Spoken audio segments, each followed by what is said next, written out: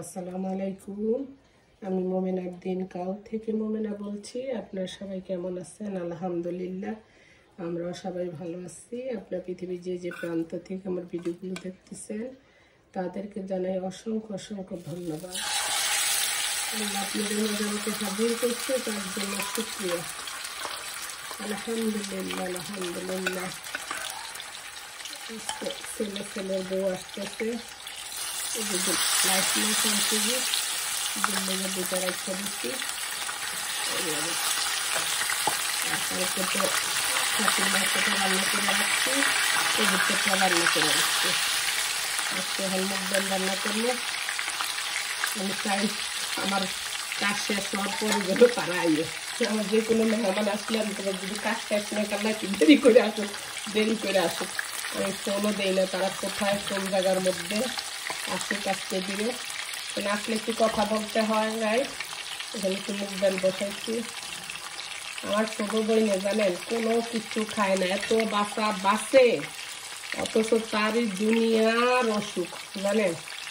এটা খায় না, ওইটা খায় না, ওইটা করে না, অমুক করে না। আর আমি যা পাই তাই খাই, আল্লাহর হালাল জিনিস আল্লাহ আমার মুখে রুচি দিচ্ছে, সেটা আল্লাহর কাছে শুকরিয়া। আলহামদুলিল্লাহ আলহামদুলিল্লাহ। আর আমার ছোট বোনে বেশি বাঁচে, তার এত অসুখ, সারাক্ষণই অসুখ। মন চাই কইতে কিরে তোরা না তো অর্গানিক খাস, এত বাঁচস, তাইলে তোরা তো অসুখ কিনে যায়। খাইবে সব কিছু শরীরের দরকার আছে। আর এরা আমার এই বোনটা বেশি রেস্টুরেন্টে খায়, বুঝছেন?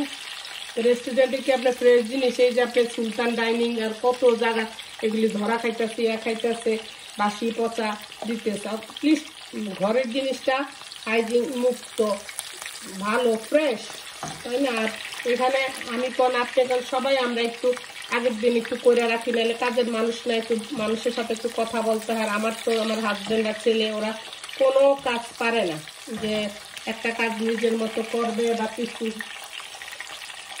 সেজন্য সব নিজেরই করতে হয়। আগের দিনে আমি একটু মাংস কাবাব বা মিষ্টান্ন করে তুই, পরের দিনে তো পোলাও থাকে, ঘর বাড়ি গুছানো থাকে, ঘর বাড়ি তো আগের দিন গুছাইতে পারি না, কেন আবার নষ্ট বেশি করে ফেলবে, সেই জন্য। জানি না কে কোনো এতে, এটা তো আমরা মামা ঘাটে যাই না, ইলিশটা দেখছি, বেগুনটা দেখছি, সামনাসামনি তাজা তাজা ভাজি করতেছি, করতেছে। দেখ আমগো যদি অসুখ বিসুখ হয় মনের ভিতরে দুঃখ থাকবো না যে বাসি পচা খাই, তারপরে কি জানি কয় কোনো কিছু ফালি না। আমগো মনের ভিতরে যারা একটু ফ্রেশ খায়, অর্গানিক খায়, তাকেও ক্লিয়ার তো ওষুধ, এগুলি কোনো কথা না। যখন আল্লাহর যেটা হুকুম হবে, যার যখন শরীর খারাপ হবে সেটাই হবে।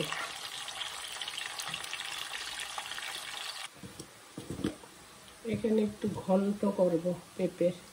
গতকালকে যে পেঁপেটা কাটছিলাম, এটা সিদ্ধ করছিলাম, ভাবছিলাম মুগ ডাল দিয়ে রান্না করবো, কিন্তু পেঁপেটা না সিদ্ধ হইতেছে না। এই দেশের পেঁপে, আমাদের দেশের পেঁপেগুলোর মধ্যে যেন কষ থাকে না, এখানে পেঁপেগুলোর মধ্যে কোনো কষ থাকে না, বুঝলাম না। এই জন্য তো দেশের পেঁপে স্বাদ নাই, আমাদের দেশের পেঁপেগুলোর মধ্যে কষ আছে বলে অনেক স্বাদ। আমি আমার বোনের বাসা একটা ভাড়াটিয়া মহিলা থাকে, কি জানি বলে হ্যাপির মা নাকি গো বোন, আপনি যদি ভিডিও দেখেন এই যে আপনার রেসিপি করতেছি, তুমি আমি গেছি আর কি খাওয়াবো, আমি সব কিচ্ছু খাওয়াই না, আমার একটু পারলে ভর্তা বানায় খাওয়ান। তুমি পেঁপের ঘন্ট বলেন ভর্তা বলেন, সেটাই আমাকে বানায় খাওয়াইছে। তো এত মজা লাগছে, আমি জিজ্ঞেস করছি কেমনে করছে, না তো বললো যে পেঁপে সিদ্ধ কইরা তারপরে আমি পাঁচফোড়ন দিয়া পেঁয়াজ রসুন দিছি, এই যে যেটা আমি এখন করতেছি আর বুঝছেন, ওইরকম ভাবে করছি। পর পানিটার ভাবে ভালো করে টানায় নিছি আর আজকে সেই ওনার মতোই আমি করার চেষ্টা করতেছি। জানি না ওনার মতো টেস্ট হবে কিনা, আমি কখনো করি নাই, আর খাইছি অনেক মজা। আমি না কারো মানে এক একজনের রান্না এক এক রকম, তাই না? এক এক দেশের এক এক রকম রান্না। আমার কথা হলো রান্নাটা মজা হইলেই হয়েছে, যে যেরকমই রান্ধুক। সিলেটির একটা টেস্ট, সাতকরা খুলনার যেরকম চুই জাল, এক এক দেশের এক একটা আছে না ফেমাস। তারপরে আপনার নর্থ বেঙ্গলে যারা বড়ি খায় ওদের একটা টেস্ট। আমার কথা হলো রান্না যে যেরকমই রান্না করুক টেস্ট হইলেই হয়েছে। আমার হোলার বউ আমার বোনের মতো অনেক বাচ্চা, আমি বলছি তুমি এত বাচ্চ না, খাইবা ফ্যাট বইরা, খায় না ঠিক মতো। বউ তো না খাইলে শক্তি হইব, কইতো নিয়ে খাইলে হইব নি, সব কিছুরই দরকার আছে। অনেক যত বিসমিল্লাহ করে অনেক ডরে ডরে রাঁধতে আছি, কোনটা আবার দোষ ধরে, কোনটা খারাপ হয় না ভালো হয়।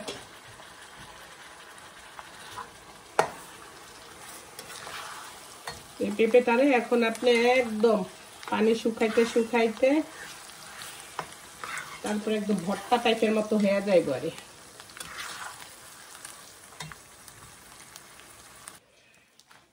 এই যে এটা এরকম শুকনো শুকনো হবে, এই পর্যায়ে এসে একটু ধনিয়া পাতা দিয়ে দিব।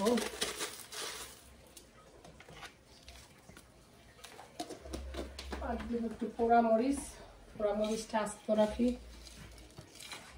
পেঁয়াজে বলে জাল খাইতে পারে না, সুতরাং আস্তেই রাখলাম।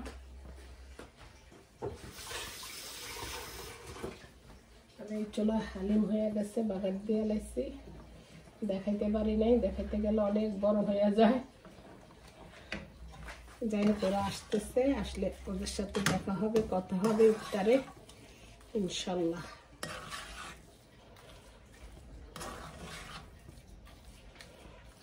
এইভাবে আপনারা পেঁপের ঘন্ট, পেঁপের ভর্তা যেটা বলেন সেটা বানায় নিয়েন, খায় আমার কাছে মজা লাগছে। আমারটা কেমন হয়েছে আমি জানি না, আমি পরে রিভিউ দিব।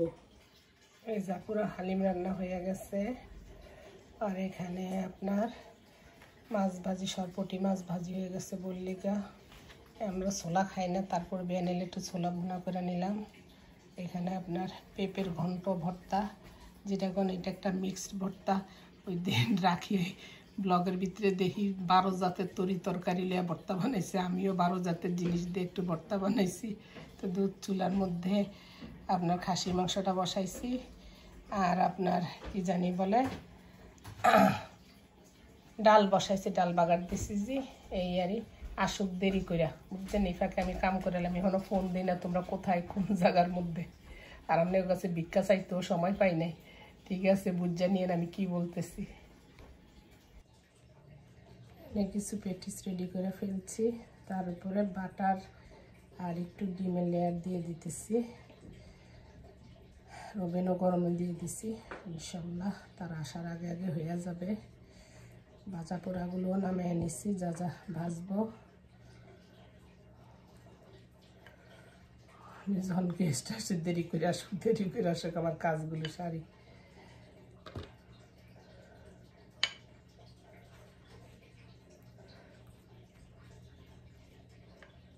হয়ে গেলে আমি এটার উপর একটু তিল দিয়ে দিব, বা সিসি যেটার ইংলিশে কয়।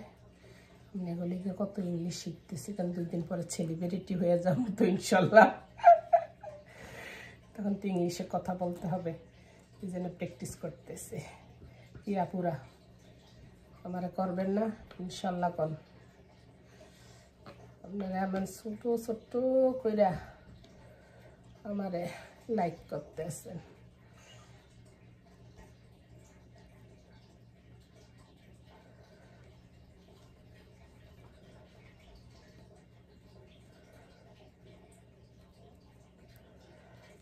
আছে সবগুলো, আরো আছে আরেকটা ট্রে আছে।